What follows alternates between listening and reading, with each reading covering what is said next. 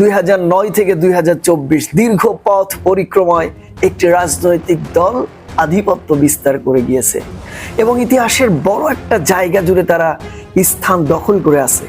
তারা প্রতিশ্রুতি দিয়েছিল 2041 সাল পর্যন্ত তারা ক্ষমতায় থাকবে, কিন্তু তার আগেই কেন বিদায় নিতে হলো?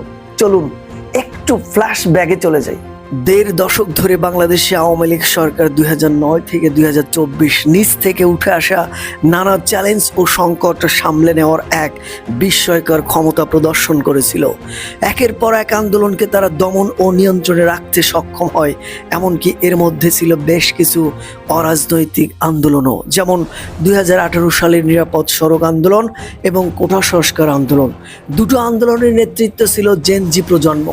এসব আন্দোলন দমনে সরকার ব্যবহার করেছিল রাজনৈতিক মারপ্যাচ, পরিমিত ও হিসাবী সহিংসতা এবং এমন সব অঙ্গীকার যা কখনোই বাস্তবায়ন করার কোনো ইচ্ছা শাসক গোষ্ঠীর ছিল না। প্রতিটি অসন্তোষের অভিজ্ঞতা থেকে শিক্ষা নিয়ে নিজেদের দমন নিপীড়নের হাতিয়ারগুলোকে তারা আরও ধারালো ও কঠোর করে তুলেছিল। রাজনৈতিক সম্পদের অসম বণ্টন থেকে সৃষ্টি হয় রাজনৈতিক বৈষম্য।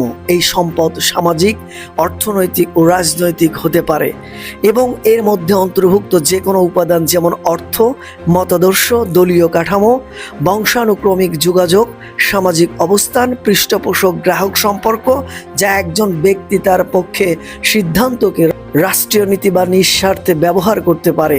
বাংলাদেশের দীর্ঘদিনের স্বৈরাচার, বংশানুক্রমিক ও আধিপত্যবাদী শাসন, একক আধিপত্যশীল দলের রাজনীতি, ক্যাচ অল সর্বজনগ্রাহী দলগুলোর উপস্থিতি, দুর্বল নাগরিক সমাজ এবং কার্যকারিতাবিহীন বামপন্থার যৌথ প্রভাবে মূলত একটি পার্টি স্টেট বা দলীয় রাষ্ট্র এবং পৃষ্ঠপোষকতা কেন্দ্রিক রাজনীতির প্রজন্ম দিয়েছে। এসব বৈশিষ্ট্য উল্লেখিত 3 মূল অনুঘটকের পছন্দ ও ক্ষমতার উৎস দুটোই পুনর্গঠন করেছে। 2024 সালের জুলাই মাসে কোটা সংস্কারের দাবিতে রাজপথে নামা শিক্ষার্থীদের ওপর সরকার চরম নৃশংস প্রতিক্রিয়া ছিল আন্দোলনের বারুদাগারে অগ্নিসংযোগের মতো।